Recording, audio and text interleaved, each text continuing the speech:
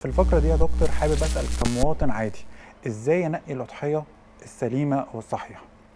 طبعا ده سؤال مهم جدا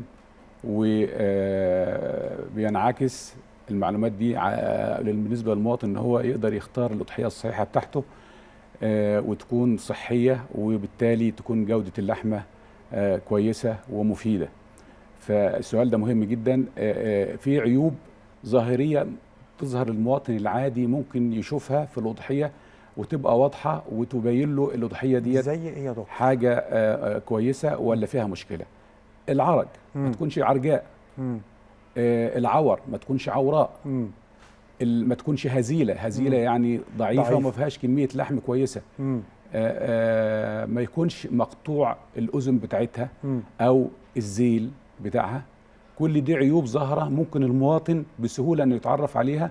لو فيها هذه العيوب يبقى لا تصلح أنها تكون أضحية. مظبوط. ده بالنسبة للأضحية.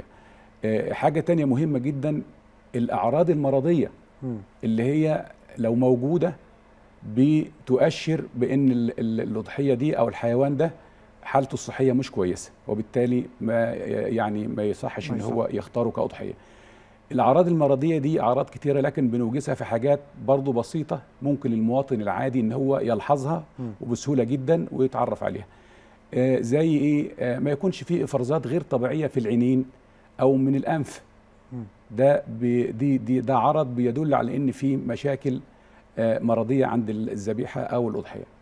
ما يكونش فيه اسهال، أكيد. يكون الحيوان ما عندوش اسهال. مظبوط. ما يكونش فيه تقرحات او دمامل على الجلد من الخارج. كل الأعراض دي يا دكتور تخلينا نبعد خالص طبعا اي عن عرض من اختيار. الاعراض ده موجود بيؤشر لك بان الذبيحه او الضحيه فيها صحيا فيها مشكله. طيب ما يكونش فيه طفيلات خارجيه على الجلد زي الجرب والقراض والامل. كل دي حاجات بتؤشر ان الاضحيه او الحيوان عنده مشكله صحيه.